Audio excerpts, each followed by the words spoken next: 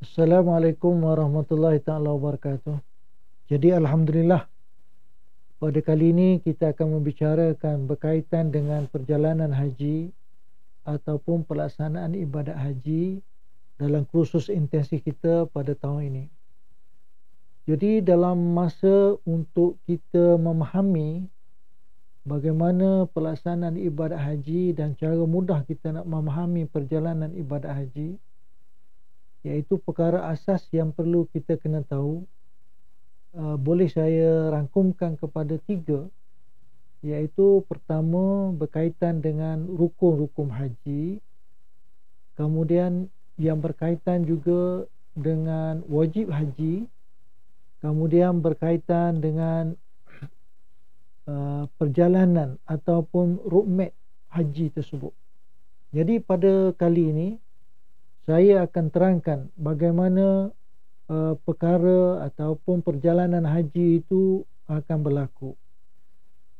Asasnya kita sudah faham berkaitan dengan ibadat haji ini, iaitu rukun haji.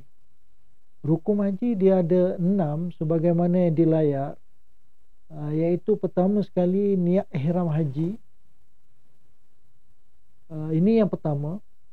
Kemudian yang kedua berkaitan dengan wukuf di Arafah. Kemudian yang ketiga iaitu tawaf haji. Yang keempat sa'i haji. Yang kelima bergunting ataupun bercukur. Kemudian yang keenam tertib pada kebanyakan rukun. Jadi di sini 6 perkara ini adalah berkaitan dengan rukun. Sebelum kita jelaskan ataupun saya jelaskan berkaitan dengan rukun, kita kena faham bahawasanya rukun ini adalah tunjang dalam ibadat haji kita. Sekiranya kita tidak melakukan salah satu daripada 6 ataupun kita lakukan juga tetapi ianya tidak sah, maka haji kita kemungkinan terbatal, kemungkinan haji kita tergantung, kemungkinan haji kita tidak selesai dan kita masih berada dalam ihram. Jadi perkara berkaitan dengan rukun haji ini bagi jemaah haji ataupun bagi mereka yang ingin melaksanakan ibadat haji, mereka perlu memahami sedalam-dalamnya dengan harapan supaya ibadat haji kita sempurna. Rukun haji, saya ulang lagi sekali, iaitu niat ihram haji, kemudian wukuf di Arafah yang kedua, yang ketiga tawaf haji, yang keempat sa'i haji, yang kelima bergunting atau bercukur, yang keenam tertib pada kebanyakan rukun. Ini berkaitan dengan rukun haji. Manakala berkaitan dengan wajib haji pula ada 6 juga, iaitu yang pertama sekali iaitu niat ihram di miqat. Kemudian selepas niat ihram di miqat, larangan dalam masa ihram ada 13 perkara dan nanti saya akan terangkan kemudian. Kemudian yang ketiga iaitu bermalam di Muzdalifah. Kemudian yang keempat iaitu bermalam atau melontar di Jamratul Kubra pada hari yang ke-10 Zulhijjah. Kemudian yang kelima bermalam di Mina pada malam yang ke-11, 12 dan 13. Kemudian yang keenam iaitu melontar batu di ketiga-tiga jamrah pada hari 11, 12 dan 13 Zulhijjah. Jadi 6 perkara rukun dan 6 perkara wajib haji. Dalam masa pelaksanaan ibadat haji, ini apabila pelaksanaan ibadat haji, rukun dan wajib haji dia bercampur. Maksud saya bercampur di sini, masa perbuatan kadang-kadang masa kita melaksanakan rukun, kemudian wajib, kemudian selepas wajib kadang-kadang ada berlaku berkaitan dengan rukun balik, iaitu dari segi perjalanan ibadat tersebut perlu kita faham. Jadi saya ulangkan lagi, iaitu perkara yang sangat penting dalam pembelajaran haji kita.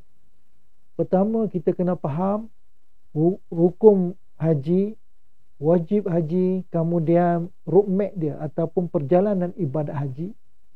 Dan satu lagi yang perlu kita kena jelaskan juga supaya tidak ada kecelaruan selepas daripada ini, iaitu kita kena memahami juga pertukaran hari dalam Islam.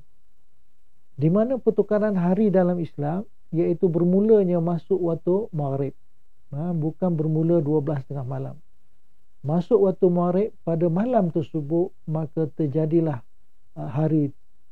Misalnya malam Jumaat, besoknya baru hari Jumaat. Begitu juga dalam konteks ibadat haji nanti saya akan terangkan berkaitan dengan bermalam pada 11, melontar pada 11 Zulhijjah, kemudian bermalam pada 12 Zulhijjah, melontar 12 Zulhijjah, kemudian bermalam pada 13 Zulhijjah, kemudian melontar pada 13 Zulhijjah. Dan satu lagi perkara yang sangat penting dalam ibadat haji apabila kita mempelajarinya, iaitu berkaitan dengan setiap item yang saya sebut rukun wajib haji tadi. Dia ada waktu dia, ada waktu mula dan ada waktu berakhirnya. Bagaimana berlaku nanti kita akan ataupun saya akan terangkan kemudian. Kemudian yang seterusnya yang perlu kita faham, kita masuk dalam berkaitan dengan rukmat dia. Okey, dalam masa pelaksanaan ibadat haji, rukmat ataupun perjalanan ibadat haji itu adalah sangat penting dan perlu kita memahami. Sebagaimana yang saya sebut tadi, iaitu kalau kita tengok daripada sini, iaitu yang berwarna merah ini kita kategorikan dia sebagai rukun haji. Kemudian yang warna biru kita kategorikan dia sebagai wajib haji. Jadi permulaannya, rukun yang pertama mesti bermula dengan niat ihram. Setelah niat ihram, niat tadi mesti di mana? Di miqat. Sebagai mukadimah yang pertama saya huraikan secara ringkas. Niat ihram di miqat.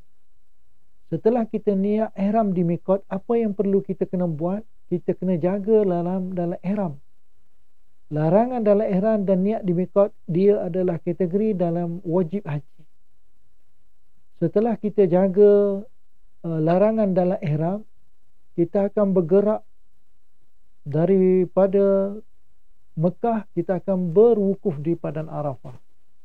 Berwukuf di Padang Arafah ini adalah kategori wajib haji, rukun haji. Maka di sana kita kena berwukuf. Setelah kita berwukuf, kita akan bergerak ke Muzdalifah, iaitu untuk bermabit atau untuk bermalam. Bermabit atau bermalam di Muzdalifah ini selepas daripada kita melaksanakan wukuf di Padang Arafah, di mana wukuf adalah perkara rukun, manakala bermalam di Muzdalifah adalah perkara wajib haji. Setelah kita bermalam di Muzdalifah, kita akan bergerak menuju ke Mina. Untuk apa? Untuk melaksanakan melontar di Mina pada hari yang ke-10 Zulhijjah. Ia juga dikategorikan sebagai wajib haji. Setelah itu kita diberi pilihan untuk melaksanakan tahallul awal. Tahallul awal ini terjadi apabila kita melontar di Jamratul Kubra pada hari yang ke-10, kemudian kita bergunting. Jadi bergunting dalam di sini adalah merupakan rukun haji kita. Jadi di sini dia boleh melaksanakan rukun, kemudian dia boleh melaksanakan tahallul awal ataupun dikategorikan sebagai melepaskan diri daripada larangan dalam ihram untuk kali yang pertama. Kemudian dia duduk lagi di Mina, di mana di Mina untuk amalan yang seterusnya iaitu bermalam pada malam yang ke-11, 12 dan 13 Zulhijjah di Mina. Kemudian hari siangnya iaitu 11, 12 dan 13 Zulhijjah melaksanakan lontaran di Mina.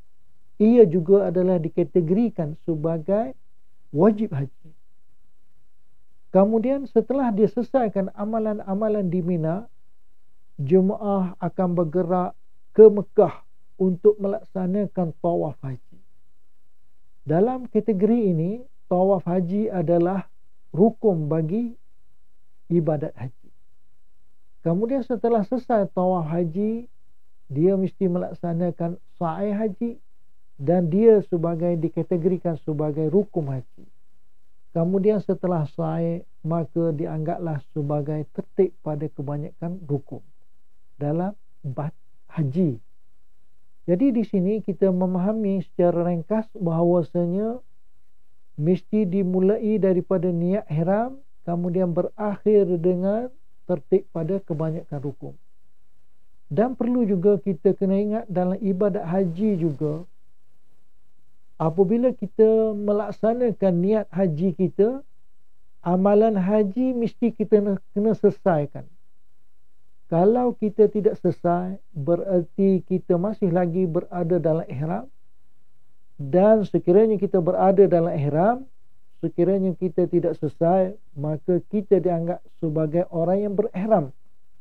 Apabila orang berihram melaksanakan perkara-perkara yang dilarang semasa dalam ihram, dia tetap kena bayar dam. Jadi oleh kerana itu, apabila jemaah sudah niat, dia mesti kena habiskan dengan tertib pada kebanyakan rukun ataupun dengan keadaan berlakunya mungkin dengan sa'i haji atau mungkin berlakunya dengan berkaitan dengan melontaran. Jadi di sini tuan-tuan yang saya hormati, bakal-bakal tetamu Allah Subhanahu Wa Taala, apa yang perlu kita kena ingat? Okey, pertama sekali iaitu berkaitan dengan niat ihram haji.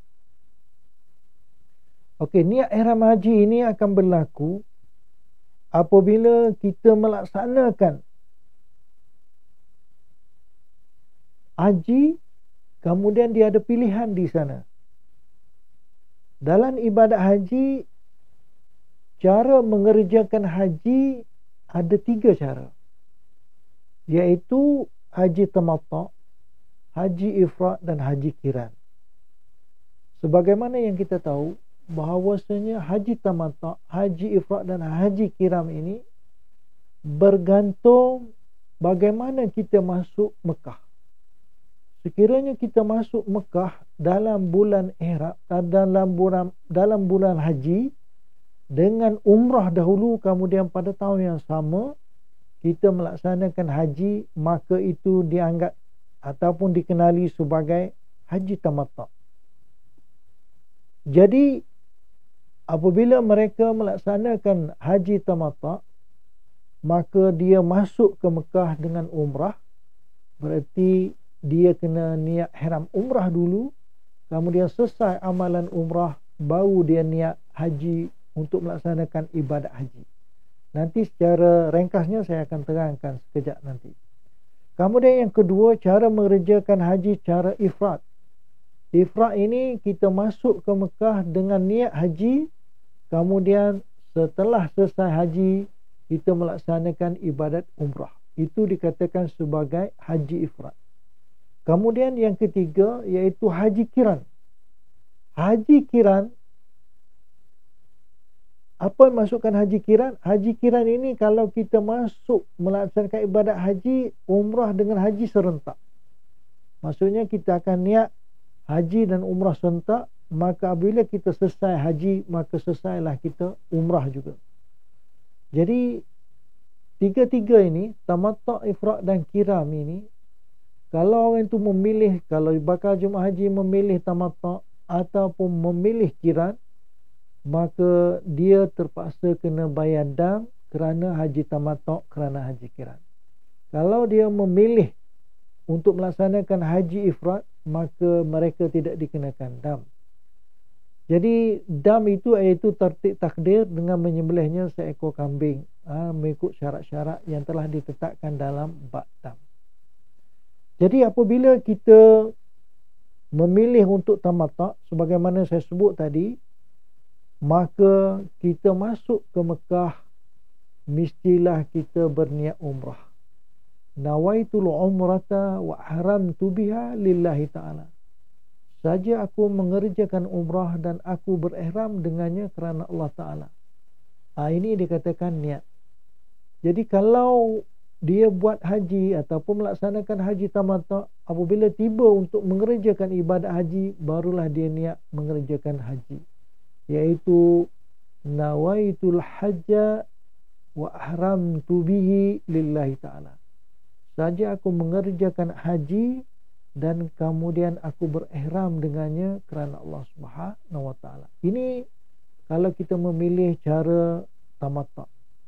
Kemudian yang kedua, iaitu cara ifrad. Ifrad sebagaimana yang saya jelaskan tadi, iaitu kita mengerjakan ibadat haji dahulu, kemudian selepas itu baru kita mengerjakan umrah. Bermaksud kita masuk ke Mekah dengan niat haji, selesai amalan haji baru kita boleh buat umrah. Iaitu terpaksalah kita niat dengan niat haji, iaitu nawaitul hajja wa ahramtu bihi lillahi ta'ala. Saja aku mengerjakan haji dan aku berihram dengannya kerana Allah Ta'ala. Apabila selesai amal haji, barulah dia boleh niat ataupun melaksanakan ibadat umrah, dimulai dengan nawaitul umrata wa ahramtu biha lillahi ta'ala. Kemudian yang ketiga, iaitu haji kiran. Haji kiran ini iaitu kita mengerjakan haji dan umrah serentak. Jadi kita terpaksa kena niat haji dan umrah serentak dengan kita nyatakan nawaitul hajja wal umrata wa ahramtu bihima lillahi ta'ala. Saja aku mengerjakan haji dan umrah dan aku berihram dengan kedua-duanya kerana Allah Subhanahu wa taala. Maka dengan itu akan jadi haji kiran. Jadi apabila selesai amalan haji kita, maka secara automatik akan juga berlaku umrah ke atas niat tadi. Maka selepas itu pada itu dia kewajipan haji dan kewajipan umrah terlaksanalah bagi dirinya. Jadi di sini jemaah haji perlu memilih jenis apa yang mereka ingin kerjakan, sama ada tamattu', ifrad ataupun kiram. Kalau saya cadangkan supaya dia memilih sebelum lagi berangkat ke tanah suci. Jangan dia confused apabila sampai di miqat baru nak pilih haji mana yang dia nak kerjakan. Jadi di sini perlu kepada pemahaman dan saya dipahami. Tuan-tuan pun sudah belajar dalam kursus asal haji sebelum daripada ini, dan perkara ini insya-Allah tuan-tuan sudah faham berkaitan dengannya. Maka dengan itu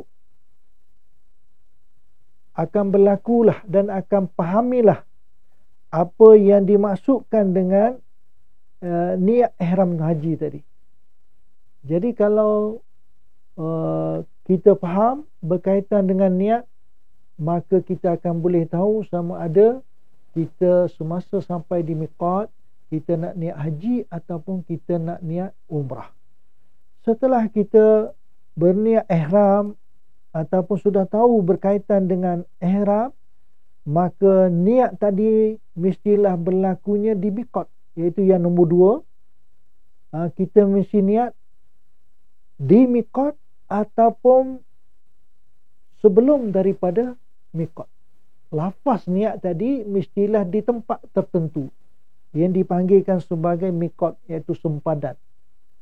Jadi niat tadi, sempadan tadi bergantung kepada arah mana kita memasuki Mekah, secara direktnya ataupun secara langsung.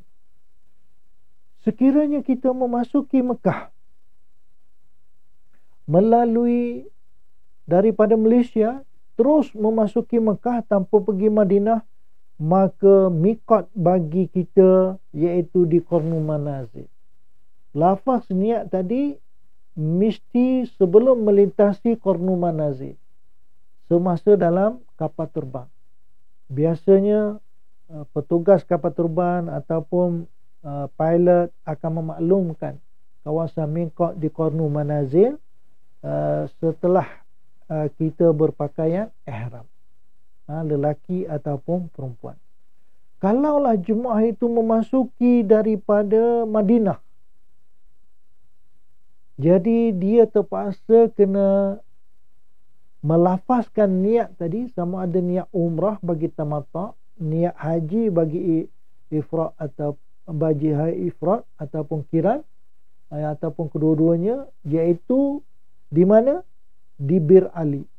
Ini miqatnya di tempat, satu nama tempat Bir Ali ataupun Zulhulaifah, yang lebih kurang dalam 7 ataupun 8 km daripada bandar Madinah. Jadi di tempat ini kita akan melafazkan niat.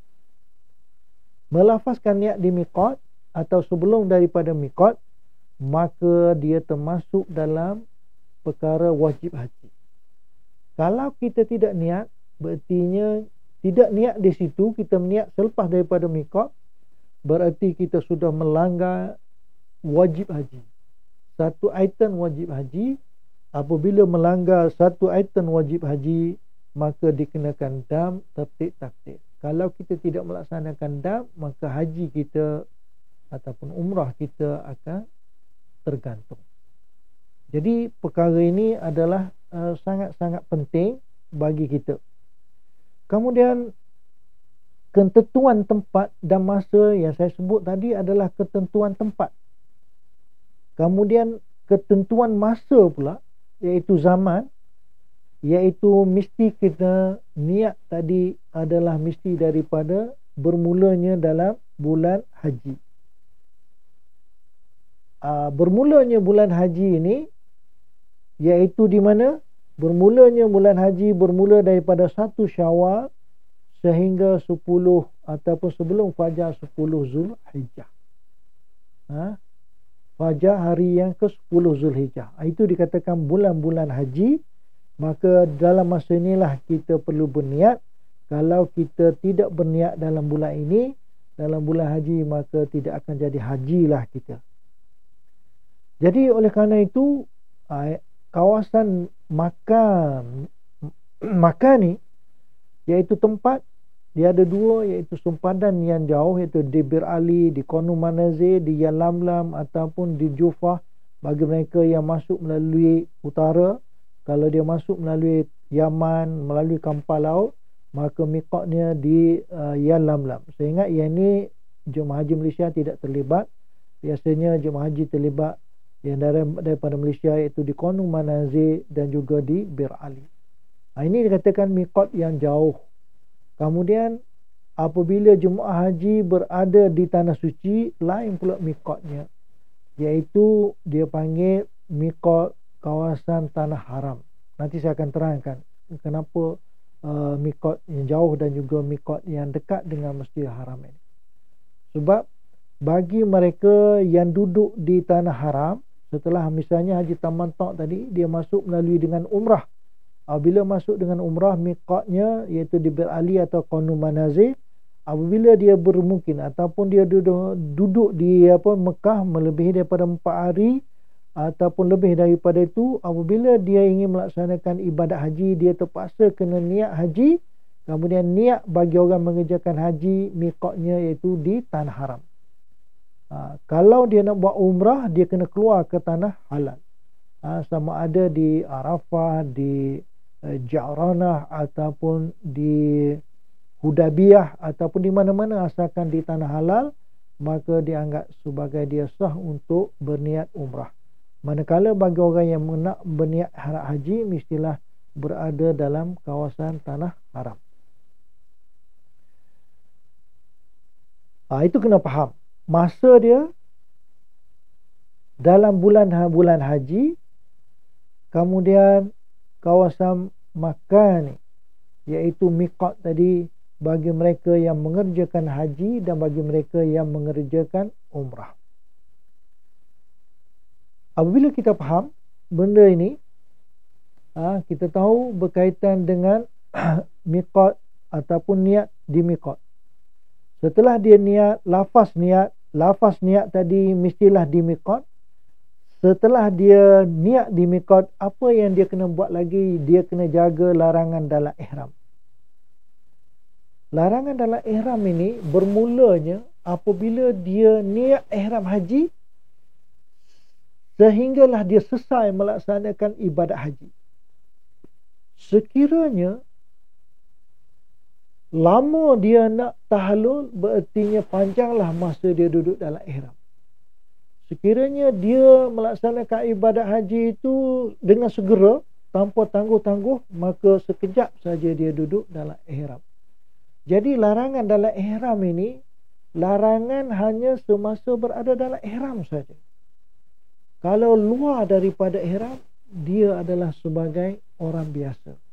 Berarti dia boleh melakukan sebagaimana orang biasa.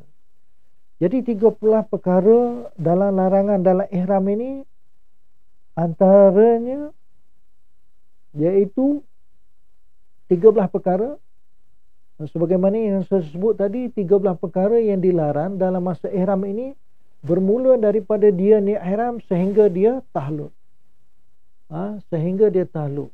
Kalau lama dia tahlul, berartinya panjanglah masa dia berada dalam ihram. Sekiranya sekejap dia melaksanakan dengan segera, maka pendeklah masa dia berada dalam ihram. 13 perkara ini, kalau kita tengok dari segi pengertiannya, larangan ihram larangan ihram ini adalah perkara ataupun buatan yang dilarang dilaku semasa dalam keadaan berihram, daripada mula berniat ihram sehingga dia tahlul. Seandainya dilakukan oleh orang yang sudah berniat ihram haji atau umrah, maka haji dan umrahnya tetap sah. Seandainya dilakukan juga, maksudnya larangan dalam ihram itu dia lakukan juga. Yang tak boleh dalam ihram dia buat juga, sepertinya bergunting rambut, pakaian berjahit bagi lelaki. Dalam masalah itu sah, tapi dikenakan dam.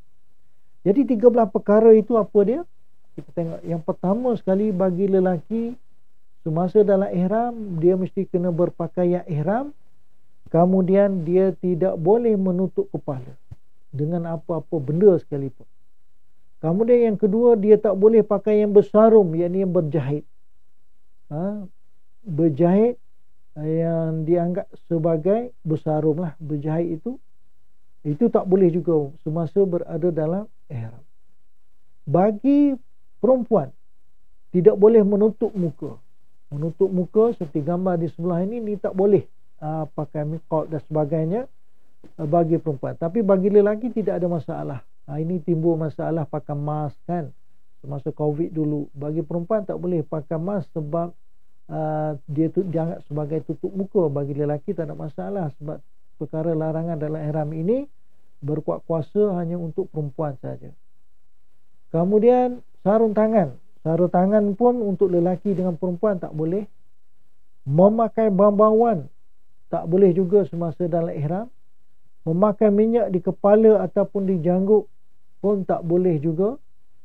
Melakukan mukaddimah persetubuhan pun tak boleh juga. Bersetubuh tak boleh. Nikah kahwin tak boleh. Jadi 9 ini dia dikategorikan sebagai tarafuh. Maksudnya bersuka, berseronok dan berhias. Kalaulah jemaah haji berlaku semasa dalam ihram 9 perkara ini dengan tidak sengaja, tidak dikenakan dam. Kalau sengaja baru dikenakan dam. Misalnya kita kata bersetubuh, mana tak sengaja kan bersetubuh, tapi tak tahu yang menyatakan dia bersetubuh hari itu adalah perkara larangan dalam ihram. Kalau sengaja dikenakan dam sebab dia dalam bab tarafuh. Tidak sengaja ataupun jahil tidak berdosa, tidak dikenakan dam. Kena memahami masalah 9 perkara ini. Dan ada lagi 13 perkara, iaitu 4 perkara lagi dikategorikan sebagai itlaf. Apa dia? 4 perkara itu: rambut atau bulu atau bulu di badan ataupun di badan kita lah, rambut atau bulu di badan kita. Kalau gugur dikenakan dam. Nanti kita tengok macam mana keadaan kalau rambut. Kuku termasuk dalam bab itlaf, iaitu potong kuku, kikis kuku ataupun tetangga kuku. Kemudian yang keseterusnya memburu atau membunuh binatang buruan semasa dalam ihram. menebang, mencabut pokok atau tumbuh-tumbuhan di tanah haram. Di tanah haram. Jadi 4 kategori ini dia termasuk dalam bad itlaf. Bad itlaf ini sengaja, tak sengaja atau jahil dikenakan dam. Berdosa jika berlaku dengan sengaja dan tahu hukum haramnya. Jika tidak berdosa jika berlaku dengan tidak sengaja, jahil atau lupa. Kalau dia lupa ataupun tak tahu, maka tetap dikenakan dam, cuma tidak berdosa. Dam, apa yang dikenakan dam? Kalau rambut, kuku, kita tengok dalam bab perkara berkaitan dengan dam. Cuma saya nak nyatakan di sini, selalu berlaku perkara dalam ihram ini berkaitan dengan rambut atau bulu di badan. Memang pada asasnya bulu ataupun rambut biasanya akan gugur semasa kita berada dalam ihram. Cuma di sini dia memahamilah, kalau rambut tadi ataupun bulu tadi gugur, memang dia ini tabiat dia, ataupun dia memang menjadi lumrah bagi dia. Apabila mandi, apabila buka baju atau pakaian, mesti gugur rambut. Itu dianggap sebagai tabiat. Memang yang ni tidak dikenakan dam, sebab dia tabi'i. Satu lagi, kalau rambut itu gugur dalam keadaan tidak sedar, mereka juga tidak dikenakan dam. Maksudnya tidak sedar ketika mana? Ketika tidur. Ketika tidur dia tidak sedar, tapi dia masih lagi berjauh, tapi tangan dia bergerak. Tergaru sana, tergaru sini, bangun daripada tidur, tiba-tiba bulu ada di atas tilam dia. Ini dikategorikan sebagai tidak dikenakan dam. Dan kategori yang lain, iaitu dia kena yakin rambut dia itu adalah rambutnya, barulah dikenakan sebagai dam. Jadi biasanya berlaku berkaitan dengan kuku.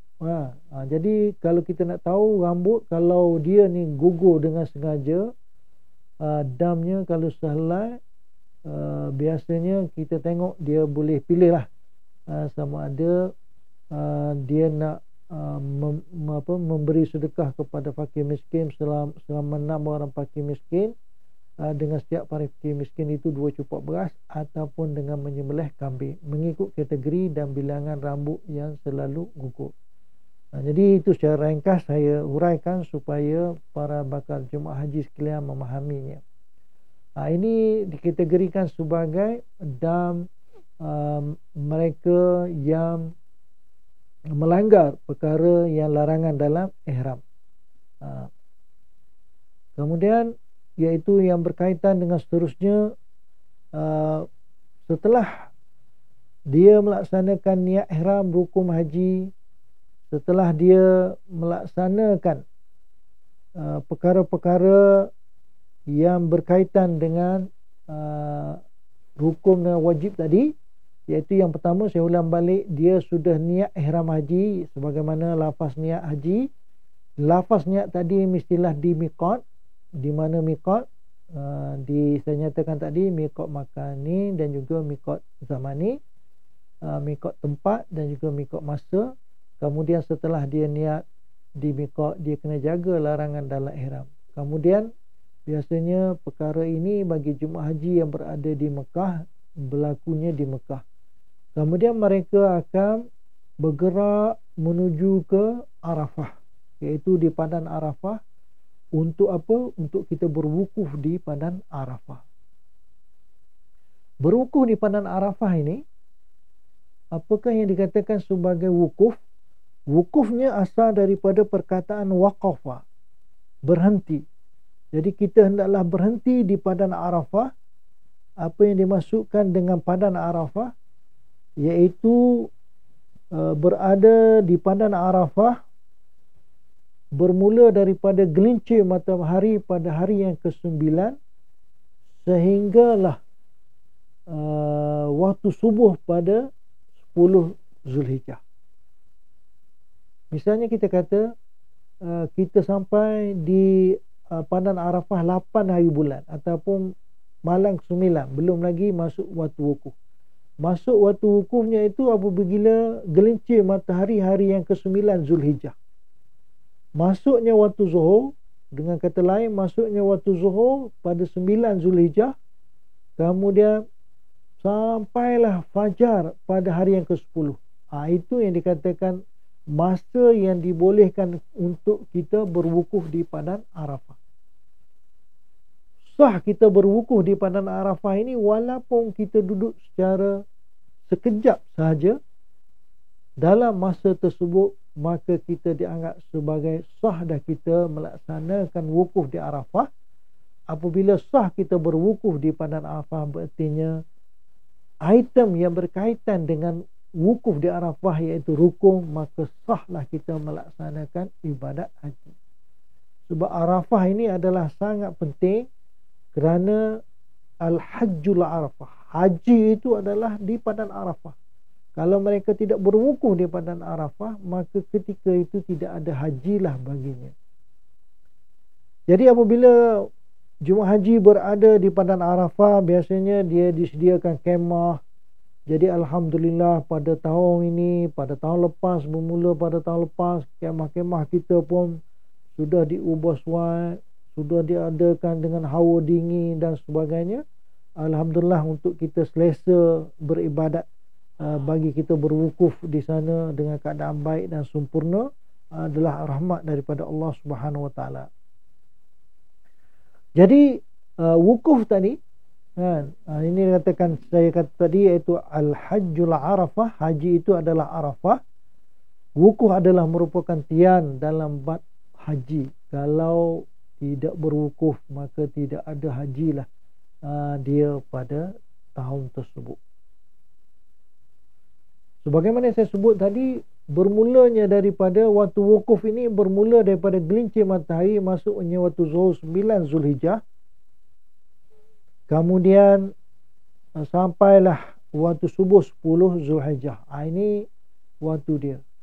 Cuma dalam waktu tadi ada waktu afdal, berwukuf sebahagian daripada siang dan juga sebahagian daripada malam 10 Zulhijjah. Itu adalah yang terbaik, yang lebih afdal. Sebagaimana saya sebut tadi, pertukaran hari dalam Islam bermulanya pada waktu Maghrib. Berartinya siang pada 9 akan habis pada waktu Maghrib. Malam pada 10 Zulhijjah bermulanya waktu Maghrib sehinggalah waktu fajar.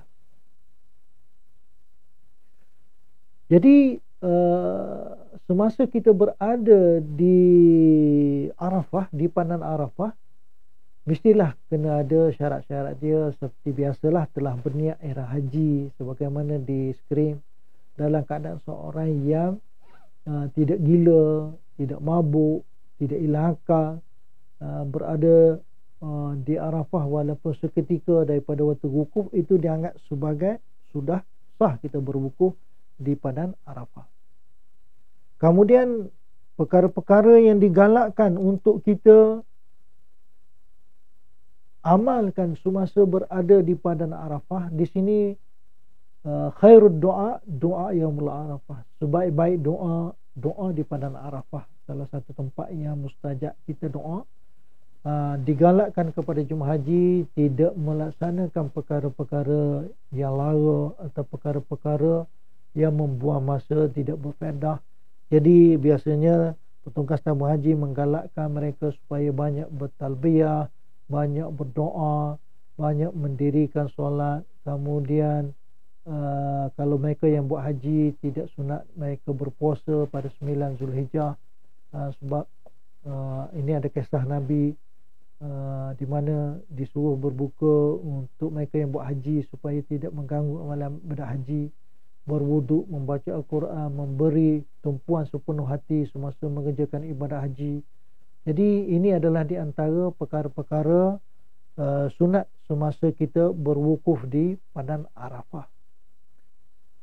Apabila kita selesai wukuf di padang Arafah, maka kita akan bergerak ke Muzdalifah untuk melaksanakan ibadat bermalam di Muzdalifah, iaitu item nombor 5 kalau tengok di skrin tadi. iaitu termasuk dalam wajib haji. Bermalam di Muzdalifah ini bagaimana keadaan dia? Kita tengok di sini. Pengertian bermalam di Muzdalifah, jemaah perlu berada di Muzdalifah walaupun seketika. Bermula bila? Separuh malam 10 Zulhijjah sehingga terbit fajar pada hari 10 Zulhijjah. Itu waktu bermalam di Muzdalifah. Dalam masa tersebut, jemaah haji berada sekejap sahaja pun dianggap sebagai sah dah. Kita bermalam di Muzdalifah. Jadi kalau kita dinamakan mukrah, mukrah ni maksudnya mereka yang terpaksa meninggal disebabkan uzur, nanti saya akan cerita sekejap lagi. Mereka sah bermalam tapi tidak perlu dikenakan dam kalau ada item yang berkaitan dengan mukrah. Jadi dalam kebelakangan ini alhamdulillah kerajaan Arab Saudi dengan kerjasama tabung haji telah mengadakan satu sistem dinamakan taradudiyah, iaitu mereka mengambil jemaah haji di Arafah kemudian terus meletakkan jemaah haji di Muzdalifah supaya jemaah haji dapat bermalam ataupun dapat melaksanakan ibadat secara sempurna dan dapat mengamalkan amalan semasa di Muzdalifah, khususnya masuknya waktu bermalam di Muzdalifah, jemaah masih lagi berada di Muzdalifah. Kalau sistem dulu dia jemaah akan dibawa dengan bas melalui saja Muzdalifah kemudian terus dibawa ke Mina. Kadang-kadang oleh kerana berlaku keadaan sesak dan sebagainya menyebabkan jemaah haji tidak melalui kawasan Muzdalifah, bukan dalam waktunya. Jadi saya terangkan juga ini, kalau bas tak boleh masuk sebagaimana yang berada dalam buku asas haji kita, itu dimaafkan dan boleh diterimalah. Jadi amalan-amalan yang biasa kita buat semasa berada bermalam di Muzdalifah, kita banyakkan talbiyah, kita banyakkan berdoa, kita banyakkan berzikir, kita banyakkan solat sunat. Kemudian disunatkan juga mengutip batu ini di Muzdalifah. Sebenarnya kutip batu ini bukan di Muzdalifah. Sebenarnya kutip batu ini yang disunatkan di mana-mana asalkan di tanah haram. Jadi salah satu tanah haram iaitu di Muzdalifah. Di Mina pun kita boleh kutip. Kemudian di Mekah pun boleh kita kutip sebab dia adalah merupakan tanah haram. Jadi tidak kita rasa kalau tak dapat kutip di Muzdalifah, kita jangan risaulah. Kita boleh kutip semasa berada di Mina nanti. Apabila jemaah haji selesai melaksanakan amalan di Muzdalifah, maka mereka akan bergerak ke Mina untuk melaksanakan amalan haji yang berikutnya, iaitu melontar Jamratul Kubra di Mina pada hari yang ke-10 Zulhijjah. Melontar di Jamratul Kubra pada 10 Zulhijjah ataupun yang dikatakan sebagai hari Nahar, masuk waktu iaitu bermulanya tengah malam 10 Zulhijjah hingga terbenam matahari 13 Zulhijjah. Masuk waktunya iaitu sebagaimana saya sebut tadi, masuknya waktu selepas tengah malam 10 Zulhijjah hingga sebelum terbenam matahari 13 Zulhijjah. Di sini kita jangan confuse. Walaupun dia kata melontar Jamratul Kubra pada 10 Zulhijjah, itu adalah nama saja 10 Zulhijjah. Tapi masa untuk dia melontar bermula daripada tengah malam 10 Zulhijjah sehinggalah terbenam matahari 13 Zulhijjah. Iaitu pada hari yang ke-10, pada hari yang ke-11, pada hari yang ke-12, pada hari yang ke-13. Berartinya berakhir pada hari yang kita masuk matahari pada hari 13 Zulhijjah itu, barulah waktu habis untuk dia. Sebagaimana saya sebut tadi, waktu untuk sesuatu ibadat ada mula dan juga ada akhir. Cuma di Mina ini kita kena ingat satu penambahbaikan daripada kerajaan Arab Saudi, di mana mereka telah mengatur jadual bagi setiap negara untuk pergi melontar. Biasanya bagi jemaah haji Malaysia, dia aturkan melontar selepas waktu maghrib pada malam 11, iaitu 10 malam ke-11 waktu maghrib. Itu biasanya jadual bagi jemaah haji Malaysia, kerana mengambil kira waktu panas dan waktu redup dan selepas jemaah haji menunaikan solat maghrib. Sebab perjalanan untuk menuju melontar daripada tempat perkemahan mengambil masa jugalah, lebih kurang dalam 1 ataupun 2 jam pergi balik, ataupun kadang-kadang lebih, bergantung kepada kecepatan kita berjalan. Jadi masa ni, cuma kita tak galaklah waktu afdal ini. Pada waktu duha 10 Zulhijjah itu adalah waktu afdal, sebab kemungkinan cuaca panas, kemungkinan berlaku juga masa itu keadaan sesak dan sebagainya. Jadi kita galakkan kepada jemaah haji kita ikut jadual yang telah ditentukan oleh kerajaan Arab Saudi, supaya mudah kita nak melontar dan tidak berlaku keadaan zahmah, kata bahasa Arabnya, iaitu jam ataupun orang yang ramai.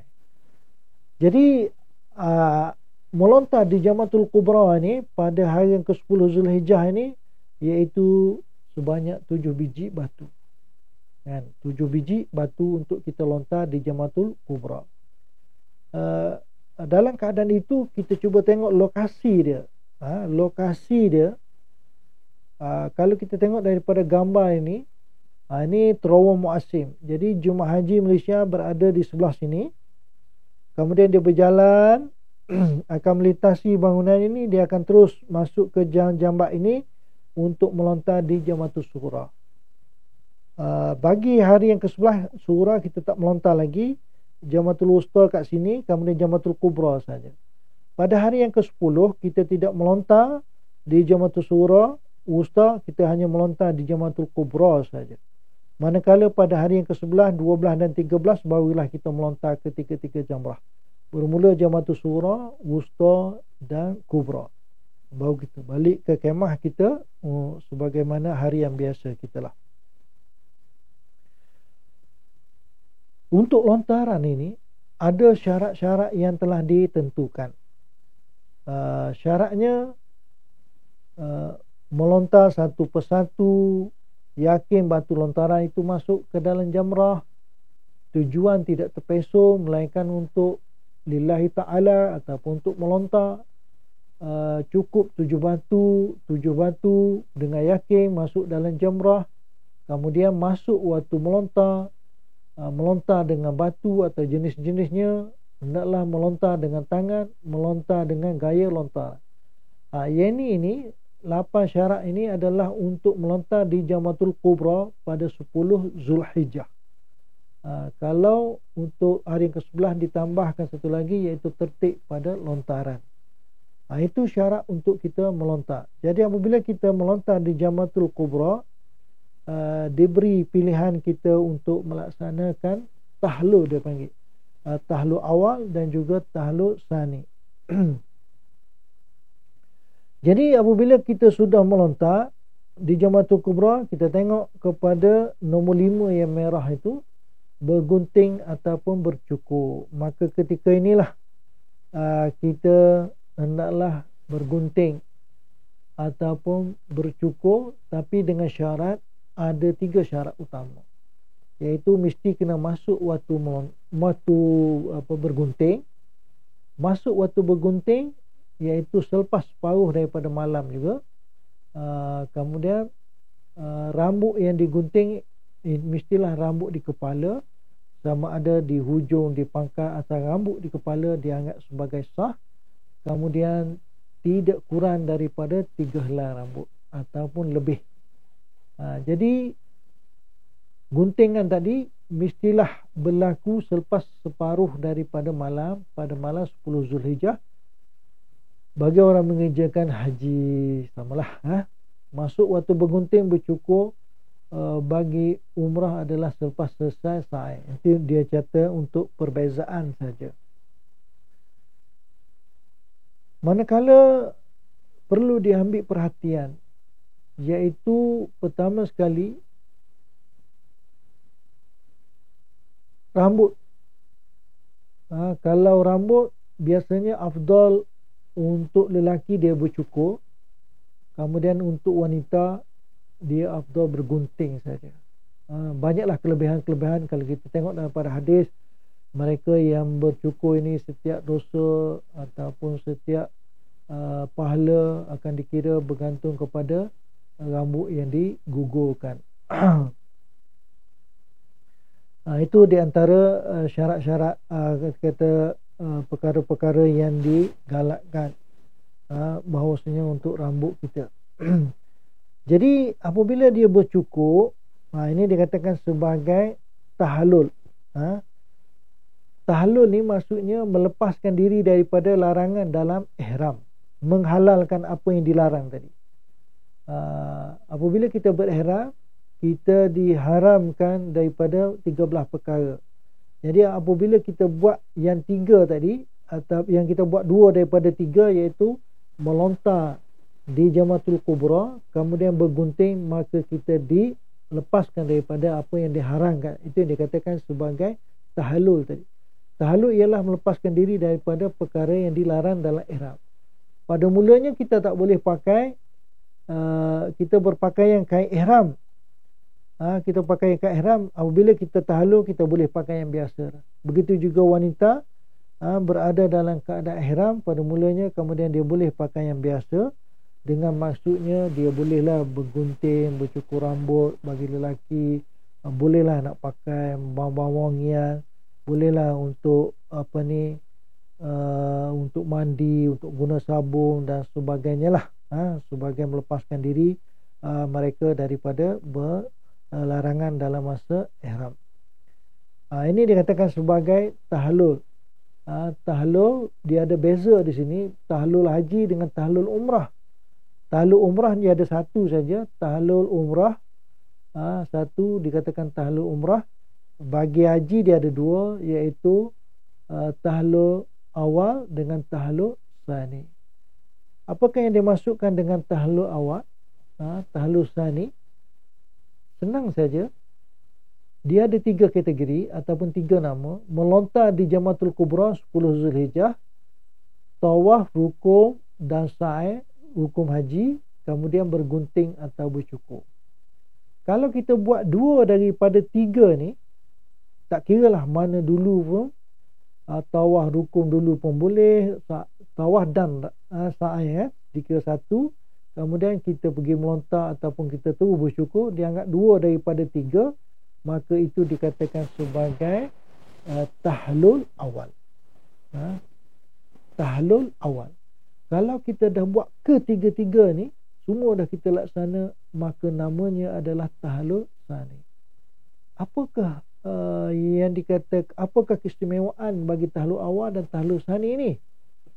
Tahallul awal, apabila dia melaksanakan tahallul awal ataupun tahallul awal terjadi bagi diri dia, maka 13 perkara yang dilarang semasa dalam ihram tadi sudah boleh dilakukannya, cuma tidak boleh buat 3 ataupun kecuali 3 dia tak boleh buat, iaitu nikah dan berkaitan dengan nikah, mukaddimah persetubuhan, kemudian bersetubuh. 3 ni dia tak boleh laksanakan lagi. Dan 3 ni boleh laksana apabila dinamakan sebagai tahallul tsani. Apabila dia buat ketiga-tiga ini, maka ke-13 perkara yang dilarang semasa dalam ihram tadi sudah boleh laksana. Jadi bagi mereka yang berada di Mina tadi, selepas dia melontar di Jamratul Kubra, dia gunting, bergunting, bercukur, maka dianggap sebagai 2 daripada 3 sudah terlaksana. Maka dia dianggap sebagai sudah menjadi mereka yang tahallul awal. Jadi 13 perkara yang dilarang semasa dalam ihram dia boleh buat, cuma tak boleh buat 3 lagi, iaitu nikah, mukaddimah persetubuhan, kemudian bersetubuh dengan suami isteri. Kalau nak 3-3 tadi, dia mesti kena selesaikan 3-3 tadi. Tapi dalam keadaan tertib biasa kita, selesai daripada Mina, barulah kita boleh pergi untuk tawaf rukun ataupun sa'i rukun di Mekah nanti. Ini dikatakan sebagai tahlul sani. Setelah tiga-tiga itu dikatakan sebagai tahlul sani. Itu semasa berada di Mina, bercukur. Mereka ni bercukur, berada di Mina, bercukur, melontar pun sudah. Melontar di Jamratul Kubra 10 Zulhijjah sudah. Kemudian setelah melontar, dia pun bercukur, bergunting, maka dianggap sebagai tahlul awal. Sebagaimana tadi, dia masih lagi berada di Mekah. Berada di Mina untuk bermalam pada malam ke-11, 12 dan 13. Kemudian untuk melontar 12 dan 13. Jadi, kalau 10 Zulhijjah ini dia sudah melontar, dia tunggu lagi. Tunggu apabila masuk malam, maka dia kena bermalam pada malam yang ke-11 Zulhijjah. Yang dikatakan bermalam 11 Zulhijjah ini, ataupun yang dikatakan bermabit ini, iaitu bermalam lah. Dalam bahasa Arab bermabit. Dalam bahasa kita bermalam pada malam tersebut, iaitu di Mina. Pengertian bermabit ataupun malam di Mina ini, berada di bumi Mina pada malam tasyrik dalam tempoh lebih separuh daripada waktu malam. Maksud tasyrik ni iaitu hari 11, 12 dan 13 lah. Hari yang ke-11, malam yang kita nak laksanakan nanti ni pada malam yang ke-11 tu, sebab sudah melontar pada 10 Zulhijjah. Jadi dianggap kita sah bermalam di malam yang ke-11 itu yang berada di Mina apabila kita berada pada malam tersebut melebihi masa malam. Misalnya kita kata malam di antara Maghrib sampai subuh, sebab Islam ni dikira malam, waktu masuk waktu Maghrib sampai masuknya waktu subuh. Kalau waktu Maghrib sampai subuh itu 10 jam, maka separuh daripada malam itu 5 jam. 5 jam, 5 jam. Jadi kita kena berada di Mina di malam, dianggap sebagai kita bermalam pada malam 11, 12 itu, kalau pada malam itu kita melebihi daripada 5 jam tadi. Itu kalau 5 jam. Sebab kadang-kadang waktu ni berubah mengikut masuknya waktu Maghrib dan masuknya waktu subuh. Dan biasanya tabung haji dia akan maklumkan kepada jemaah haji seminggu ataupun seminggu sebelum berangkat ke Arafah itu, dia akan nyatakan waktu bermalam di Mina kena ada lebih daripada 4 jam ke 5 jam, sebab bergantung kepada cuaca.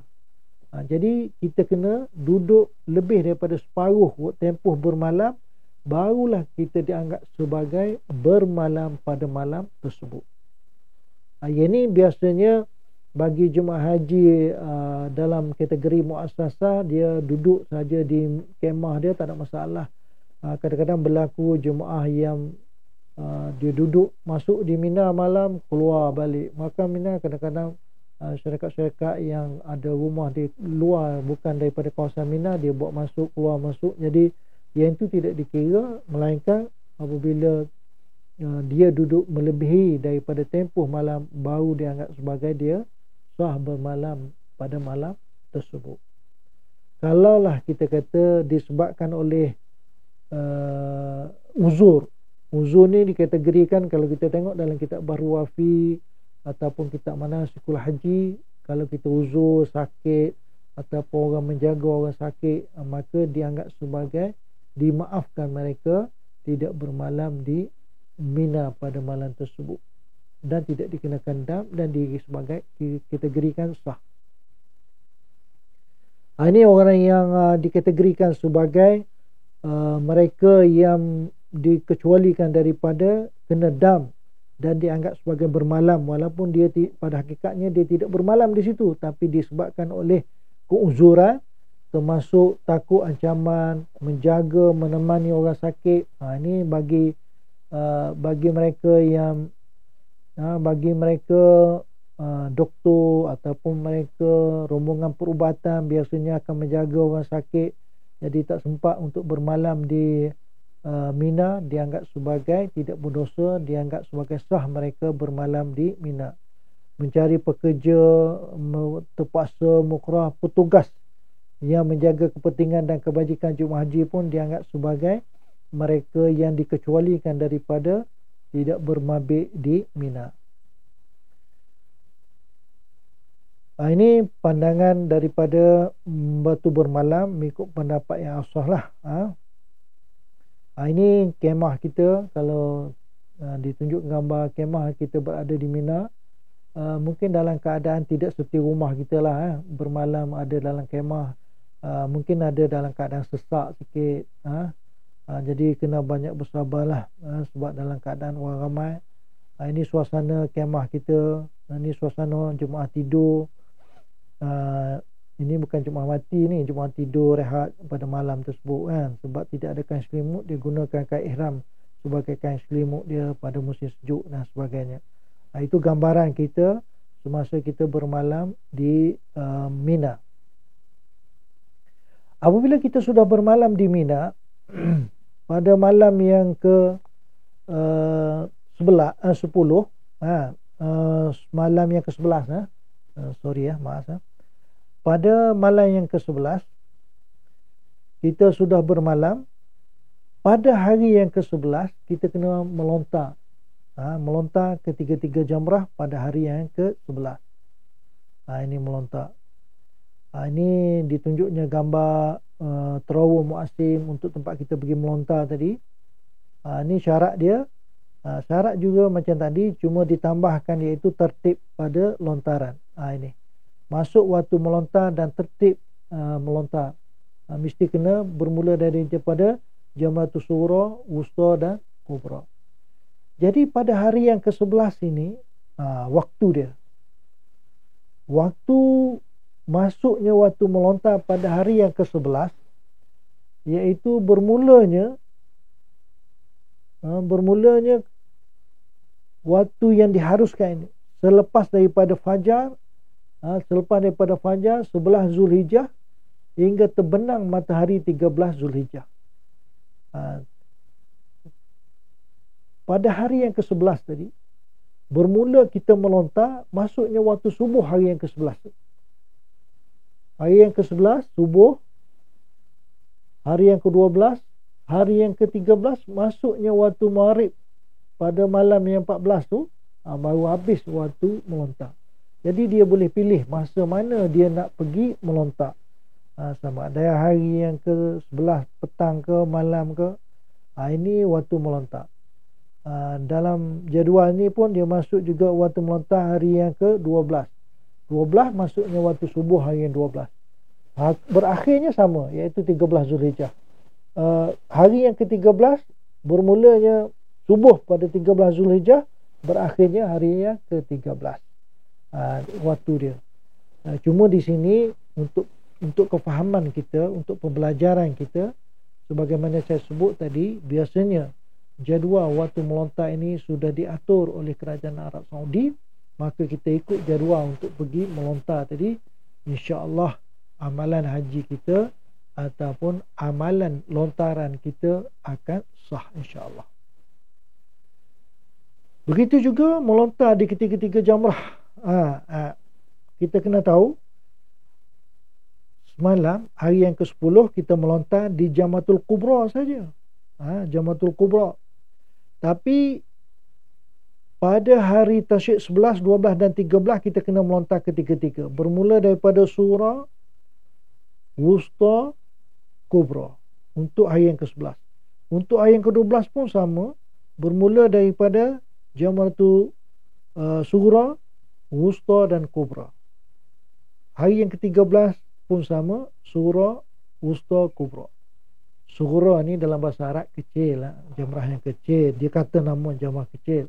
Wusta ni yang tengah-tengah, yang Kubra ni yang besar kan. Begitu juga Sughra, bermula Sughra, Wusta dan Kubra. Hari yang ke-12 pun macam tu juga, Wusta, Sughra, Wusta, Kubra. Hari yang ke-13 pun sama juga, iaitu bermula daripada Sughra, Wusta dan Kubra. Lontaran kita pada ketiga-tiga jamrah tadi sebagai amalan kita semasa berada di Mina. Ini gambaran ataupun gambar yang sebenarlah. Semasa kita berada di Mekah, ini salah satu daripada jamrah yang kita lontar. Jamrah ni kita lontar batu masuk dalam kawasan tersebut. Jadi bagi dunia sekarang ni kita boleh tengok dalam YouTube, boleh tengok macam-macam. Baik saja melontar di Jamratul Kubra, maka akan nampaklah gambar TikTok dan sebagainya. Sekarang ni tidak ada masalah.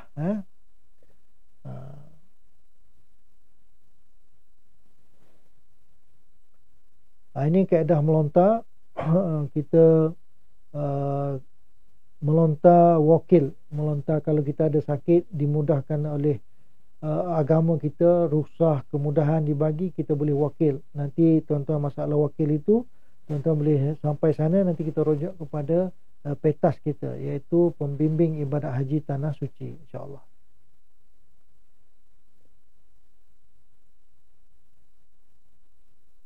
Apabila kita sudah berada di sana,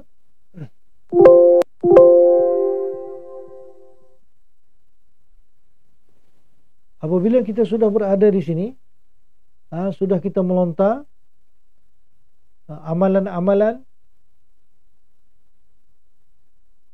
pada hari 13 Zulhijjah. Cuma diperlu ingat, pada hari 12 Zulhijjah ini ada lagi satu rukhsah ataupun kemudahan yang Allah Subhanahu Wa Taala bagi kepada jemaah haji, yang dikatakan sebagai nafar awal dengan nafar sani. Kadang-kadang jemaah haji confuse tu, itu dua perkara berlainan ini. Tadi saya sebut tahallul awal, tahallul sani, itu benda yang lain. Ini nafar awal, nafar sani, ini pun benda yang lain. Berarti dua perkara yang berbeza. Tahallul tadi untuk menghalalkan larangan dalam ihram untuk kali pertama dan kali kedua. Yang ni pada hari yang ke-12 ini dia panggil nafar awal, nafar sani.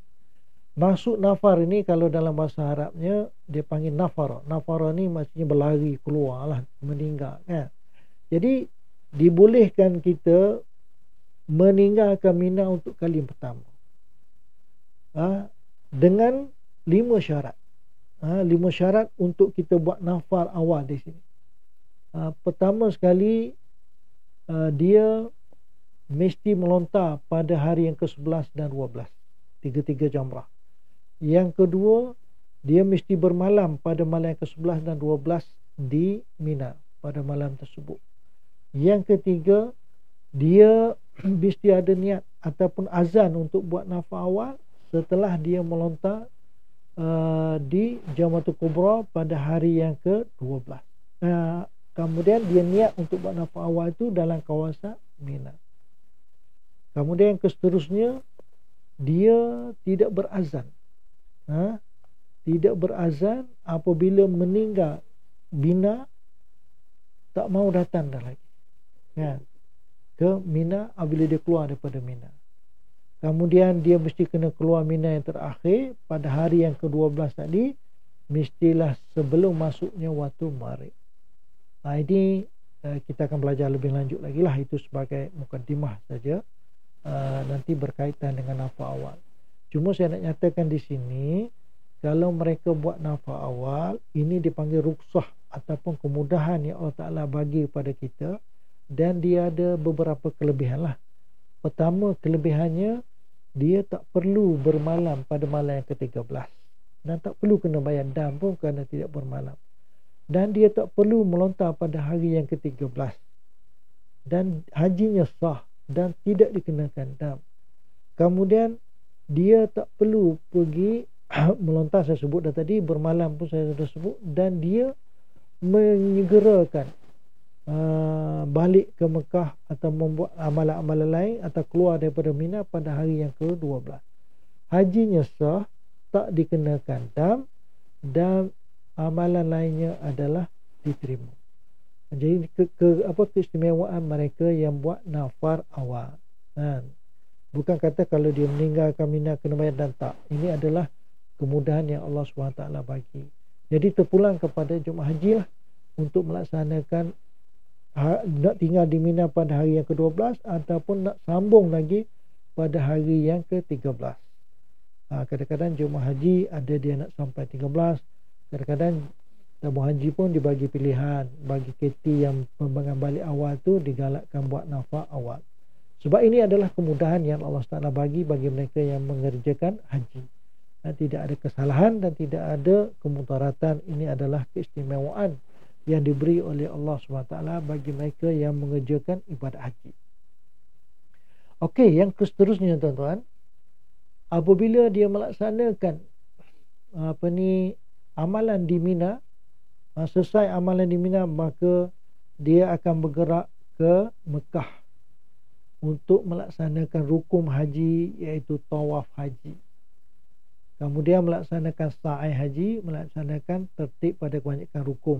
Bila buat ini adalah tertib.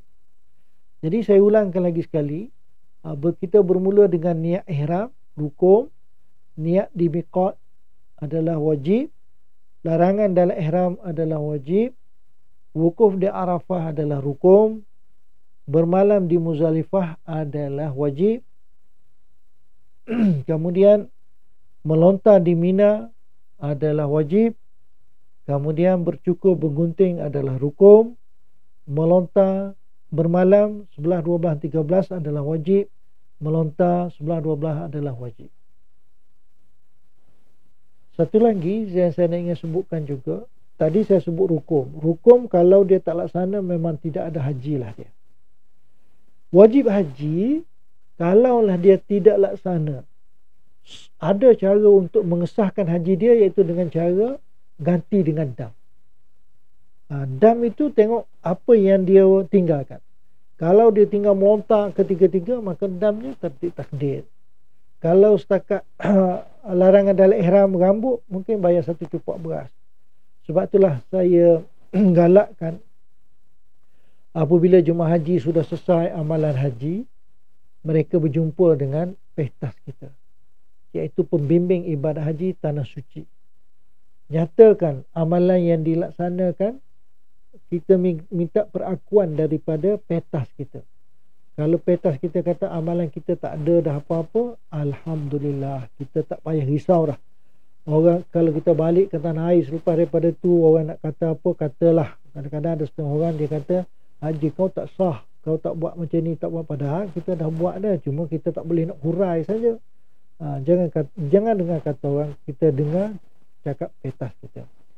Okey, untuk itu seterusnya kita akan balik ke Mekah untuk melaksanakan tawaf. Tawaf ini adalah rukun haji yang seterusnya di Mekah. Kita balik sebagaimana yang kita belajar, tawaf ini ada jenis dia. Daripada kita tawaf mengelilingi Kaabah, dia ada tawaf ini, tawaf kudum, tawaf tahallul, tawaf tahiyatul bait, tawaf wada', tawaf nazar, tawaf sunat. Jadi yang kita balik ni daripada Mekah ni, daripada Mina ni, kita balik, kita nak bukan nak buat tawaf sunat, kita bukan nak tawaf nazar, kita tawaf rukun haji. Tawaf dikategorikan tawaf rukun. Perbuatan itu sama saja. Semua tawaf ni sama, bergantung pada niat. Kalau kita tawaf wada' pun nanti nak balik, tawaf pun sama juga, 7 keliling, syarat-syarat dia sebagaimana yang dia sebutkan, syarat-syarat dia, cuma niat kita. Jadi sebelum tu saya nak bagi tahu bagi mereka yang buat haji ni, setiap perbuatan dia tak perlu kepada niat. Nak tawaf tak perlu niat, nak sa'i tak perlu niat. Sebab apa? Sebab semasa dia nak melaksanakan haji, dia sudah niat ihram haji. Apabila sudah niat ihram haji, berartinya perbuatan apa-apa yang berkaitan dengan ibadat haji sudah termasuk dalam niat ihram haji tadi. Kalaulah orang tu nak tawaf sunat, barulah dia kena niat tawaf sunat. Sebab apa? Sebab tawaf sunat tidak ada kaitan dengan benda-benda lain. Kalau dia nak niat juga, kira sah, tak ada masalah. Kalaulah terlupa niat, saya nyatakan kan. Jadi ni dikatakan wajib sunat, wajib berniat dan sebagainya.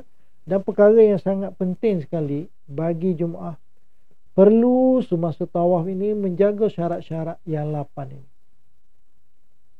semasa tawaf dia kena ada menutup aurat dia. Kalau dia aurat lelaki di antara pusat dengan lutut. Aurat perempuan semua sekali tubuh badan dia melainkan muka dengan tapak tangan. Muka. Sebab tu kita galakkan bagi jemaah haji wanita dia memakai sarung lengan. Supaya apa? Supaya tertutup auratnya. Sebab aurat wanita bermula daripada depan dan belakang ini boleh buka. Tak ada masalah. Kalau dia nak tutup sedikit pun dengan kain stocking lengan dia tu pun boleh, tak ada masalah. Ini saja yang boleh buka. Yang lain kena tutup. Begitu juga dengan muka. Muka bermula daripada dahi yang pertama hingga ke dagu, anak telinga kiri sampai telinga kanan, maka dia buat satu bulatan. Itu yang ditakrifkan sebagai muka. Bawah dagu ni dianggap sebagai aurat lagi. Dia kena tutup. Walaupun ada setengah pendapat dia kata bawah dagu ini masih lagi tak boleh. Jadi kita sebenarnya kalau boleh kita khuruj min khilaf. Kita jangan ambil benda-benda khilaf. Kalau boleh yang keluar daripada khilaf itu adalah yang terbaik. Jadi berkaitan dengan aurat dia kena jaga dan kena faham bagi lelaki ataupun bagi perempuan. Begitu juga yang seterusnya saya sebut secara ringkas, iaitu suci daripada hadas besar. Yang ini ada hadas kecil, kena ada wuduk. Kalau persentuhan di antara lelaki dengan perempuan semasa tawaf saja ini, semasa tawaf, kalau tidak ada syahwat maka tidak batal wuduk kita, khusus masa tawaf lah. Tapi untuk di Mekah saja kan. Kalau kita baca dalam bab tawaf saja. Kalau di Malaysia tak boleh. Suci badan pakaian daripada najis bermula dan berakhir pada Hajar Aswad, menjadikan Baitullah sebelah kiri dan berjalan ke hadapan, dilakukan dalam Masjidil Haram dan di luar kawasan Kaabah termasuk Hajar Ismail dan Sazarwan, mengekalkan niat tawaf kerana Allah SWT, cukup 7 pusingan dengan yakin. Berarti 8 ini mesti berlaku ataupun mesti kita laksanakan semasa kita melakukan pergerakan untuk tawaf. Jadi saya rasa insya-Allah selepas ini ada lagi satu kursus, iaitu kursus Perdana Haji. Bagi mereka yang terpilih, ada nama dijemput, digalakkan pergi kursus Perdana Haji, sebab di sana kita akan buat secara praktikal dan insya-Allah tuan-tuan boleh merasa sendiri macam mana yang dikatakan syarat untuk tawaf dan sebagainya, untuk membantu kesempurnaan kita semasa mengerjakan ibadat haji di tanah suci di tempat yang sebenar. Begitu juga bagi lelaki, beritibak aurat lelaki kena jaga, pusat dengan lutut, dan kita jangan tengok kepada masalah aurat ni. Kadang-kadang kita tengok di tanah suci, kadang-kadang mereka pergi tanpa belajar. Kita tak boleh ikut dia. Kita amalkan apa yang kita belajar. Berkaitan dengan wanita, berkaitan dengan syarat-syarat, tuan-tuan bolehlah ikuti dalam kursus perdana nanti. Begitu juga tentang masalah perkara-perkara yang akan berlaku, pendapat yang diguna pakai semasa kita tawaf, dan juga selipar yang dibawa bersama semasa tawaf. Selipar itu kita curiga sebab mungkin ada najis. Kalau selipar itu dibersihkan, insya-Allah tak ada masalah. Anak kecil yang berlamping takut, biasa musim haji ni kita tidak digalakkan, dilarang melaksanakan haji bagi budak kecil ya. Pakaian yang bernajis, tahi burung, dia panggil umum balwa tu, yang jatuh semasa tawaf, tengok keadaan macam mana, betul ke tak najis. Itulah.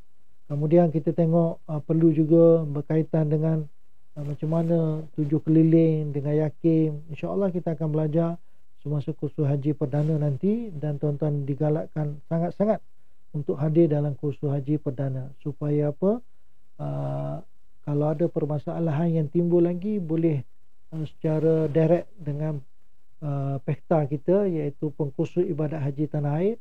Tuan-tuan boleh tanya, tuan-tuan boleh menyoal apa-apa saja soalan yang mencurigakan. Bukan mencuriga, soalan yang tidak puas hati yang telah kita belajar, boleh tanya, tak ada masalah. Sebab sekarang ini platform untuk ibadat haji ni macam-macam.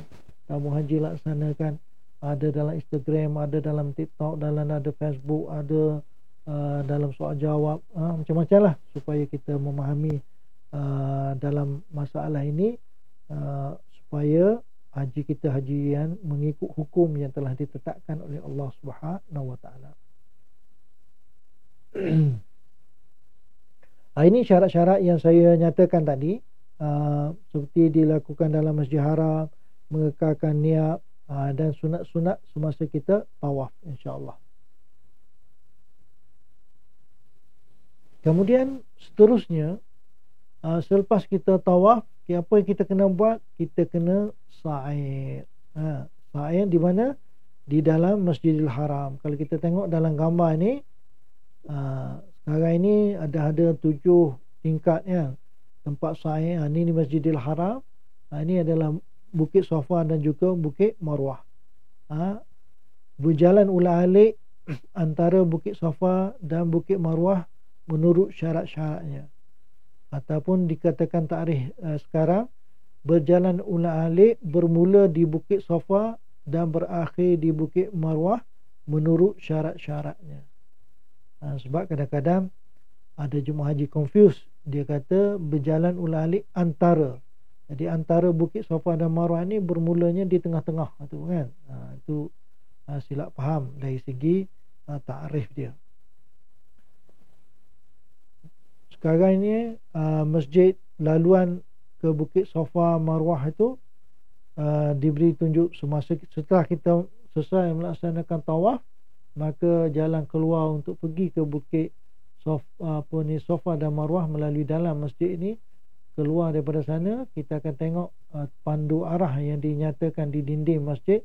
Kita akan jumpalah di mana Bukit Safa dan juga di Bukit Marwah. Kemudian apabila sampai di Bukit Marwah, Safa, ditunjuk di situ panduan Safa. Bermula daripada Safa lah kita akan melaksanakan sa'i.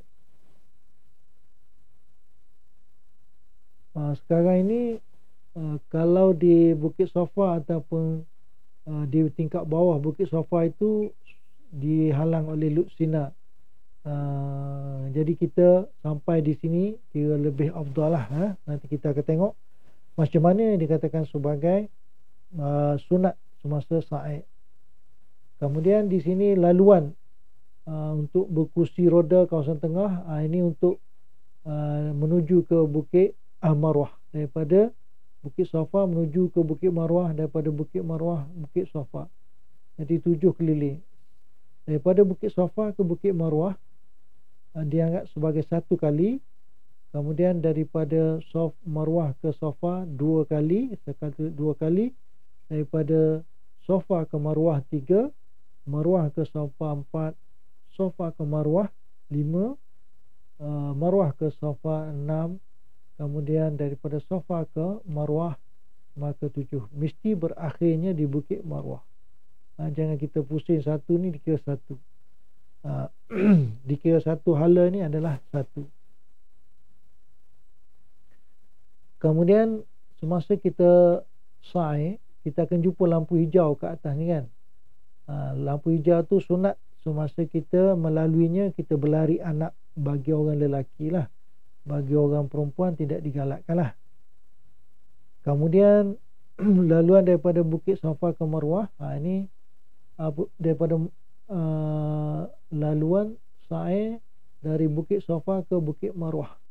Ni turun tadi untuk menuju ke Bukit Marwah. Kemudian di sini daripada Bukit Marwah ke Safa, menuju ke Safa. Kalau tuan-tuan nak tengok lagi, mungkin boleh tengok dalam Facebook ataupun digital yang berkaitan dengan Bukit Safa dengan Marwah. Di sini sampai di Bukit Marwah, di sini adalah laluan sa'i daripada Bukit Marwah ke Bukit Safa. Marwah ke Bukit Safa. Ini masa tak ada jemaah lain lah. Jadi semasa kita melaksanakan sa'i, dia ada 6 syarat utama. Pertama sekali dilakukan selepas daripada tawaf, sama ada selepas mengerjakan tawaf qudum untuk haji bagi ifrad dan qiran, dan tawaf haji ataupun tawaf umrah. Untuk sa'i ni diberi kelonggaran. Selepas tawaf umrah pun kita boleh untuk melaksanakan, tapi dengan syarat mesti selepas tawaf. Yang kedua, bermula daripada Bukit Safa ke Bukit Marwah. Yang ketiga, mesti cukup 7 kali. Yang dikira sebagai dengan yakin. 7 kali itu dengan yakin. Biasanya untuk dapat yakin 7 kali ni, biasanya kita galakkan jemaah haji baca doa pusingan. Kalau doa pusingan pertama, baca doa pusingan pertama. Bila habis 7 pusingan, insya-Allah 7 pusingan tadi akan tercapailah masa sa'i, sama ada kita melaksanakan di Bukit Safa dengan Bukit Marwah. Hendaklah sampai penghujung ataupun di kaki Bukit Safa dengan Bukit Marwah baru dikira sah. Jadi kalau kita nak tahu penghujung Bukit Safa dengan Bukit Marwah tu, kita tengok pagar wheelchair yang disediakan oleh Kerajaan Arab Saudi, lorong untuk tolak wheelchair tu, berakhirnya pagar tu, maka di situlah kaki bukit, sama ada Bukit Marwah ataupun Bukit Safa. Kemudian yang seterusnya, hendaklah dilakukan sa'i di tempat yang telah ditetapkan. Artinya yang telah digezetkan ataupun yang telah maktub di Batunul Wadi itu, tak boleh tempat-tempat lain. Mengekalkan niat sa'i. Artinya kita buat sa'i ni kerana Allah Subhanahu Wa Taala, kerana untuk menyempurnakan ibadat sa'i, ibadat haji kita. Jangan kita niat benda lain. Maksudnya benda lain tu, contohnya sambil-sambil sa'i kita cari selipar hilang ke, contohnya lah kan. Walaupun di situ dipetikakan juga, cuma qasad tadi perlu dijaga kerana Allah Subhanahu Wa Taala. Ini gambaran pelukis bagaimana dikatakan lampu hijau tadi, daripada Bukit Safa Marwah, daripada Bukit Marwah ke Bukit Safa dikira 2. Artinya Safa Marwah 1, Marwah ke Safa 2. Kalau kita tengok dalam gambar dia, ni Safa 1, Safa Marwah dikira 1, Marwah ke Safa dikira 2, Safa ke Marwah dikira 3, Marwah ke Safa dikira 4, Safa ke Marwah dikira 5, Marwah ke Safa dikira 6, Safa ke Marwah dikira 7. Berartinya bermula di Bukit Safa, mesti berakhir di Bukit Marwah. Kalau berakhir di Bukit Safa, mesti ada benda tak kena. Sama ada bilangan tak cukup ataupun terkurang. Ini lampu hijau. Bila nampak lampu hijau, disuratkan lari anak di sini. Ini sunat saja. Ini gambaran pelukis lah. Sebab satu lagi perlu diingatkan, 6 ataupun 7 pusingan tadi menghampiri lebih kurang 3 atau 4 kilometer. Agak jauh jugalah. Sebab itulah kita kena bersedia dari segi stamina perjalanan kita untuk menjalankan ibadat haji dan juga ibadat umrah. Ini tengok contoh gambar pelukis kita, jemaah haji Malaysia sedang melakukan sa'i. Okey, manakala syarat-syarat ataupun syarat sah sa'i, kawasan tempat laluan, jemaah yang tak berhenti minum dianggap dikira sah. Kalau kita nak minum dalam kawasan tempat sa'i, tak ada masalah ya. Cuma peringatan penting di sini, sa'i dia tidak macam tawaf. Sa'i dia tidak ada sunat. Cuma sa'i ni dia ada 2 je yang kita buat. Sama ada sa'i untuk rukun haji ataupun sa'i untuk rukun umrah. Tidak ada sa'i sunat, tak ada sa'i wada', tak ada. Cuma yang ada tawaf wada', sa'i sunat, tawaf sunat itu, yang sunat-sunat tu biasanya di tawaf saja. Jangan ingat. Jangan ingat pula bila di tempat tawaf ada sunat, sa'i pun ada sunat. Tidak. Perlu diingatkanlah. Okey, yang seterusnya yang ni dinyatakan berkaitan dengan amalan sunat sa'i dalam keadaan berwuduk. Cuma beza dengan tawaf. Tawaf mesti kena ada wuduk. Manakala bagi sa'i tidak ada wuduk. Kalau wuduk itu adalah sunat saja. Dilakukan sejurus selepas mengerjakan tawaf, kemudian masuk ke tempat sa'i melalui pintu sofa. Yang ni sekarang ini sebab di bangunan itu telah dibuat renovate, maka dipandu kepada pintu lain. Ini di antara amalan-amalan sunat kita semasa mengerjakan sa'i, iaitu dengan cara berjalan kaki, berdoa, tutup aurat dan sebagainya lah. Mualat, berarti berturut-turut semasa mengerjakan sa'i.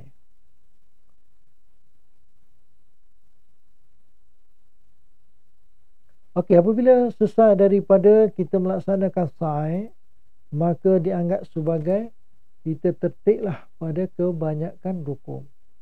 Jadi saya ulang lagi sekali, apabila kita melaksanakan ibadat haji, rukun haji dengan wajib haji ini dia bercampur. Apa maksud bercampur? Maksudnya rukun didahului dengan rukun, kemudian dimulai dengan wajib, kemudian rukun. Cuma kita sebagai jemaah kita kena faham wajib dengan rukun. Amalan rukun ini ataupun perkara berkaitan dengan rukun, kalau kita buat tapi tak sah, berarti tidak ada haji lah kita pada tahun. Kalau kita tak buat, lagilah tak ada haji. Cuma yang wajib ini, kalau kita buat tapi tidak sah, tapi ada cara untuk mengesahkannya dengan ganti dengan dam. Sebab itulah saya suka sangat kalau jemaah haji kita, apabila selesai setiap amalan kita, selain daripada kita ada platform e-taib untuk tanya, kita ada lagi e-bimbingan haji untuk kita mendalami tentang ibadat haji. Kita pun ada lagi kekalkan pesta kita atau petas kita, iaitu guru agama, ataupun di sana kita panggil pembimbing ibadat haji tanah suci. Jadi tugasnya untuk memberi penerangan dan jawapan kepada soalan yang dikemukakan oleh jemaah haji. Jadi jemaah haji perlu tanya dia supaya jemaah haji yakin, jemaah haji confident yang dia buat ini adalah betul. Sebab apa? Sebab dalam keadaan sekarang ini, di sana macam-macam ada perkara-perkara yang baru yang tidak ada kaitan dengan agama. Contohnya dengan kamera, telefon, dengan handphonenya, dengan selfie-nya kan, dengan ambil gambarnya, dengan ambil video. Kadang-kadang mengambil video ketika melaksanakan tawaf mengganggu syarat-syarat tadi. Sampai syarat tadi tak sah, terbantal bau, terbantalnya, terbukanya aurat dan sebagainya, semata-mata untuk berselfie. Jadi perlulah faham benda ni supaya ibadat kita ibadat yang sempurna, ibadat yang diterima oleh Allah Subhanahu Wa Taala.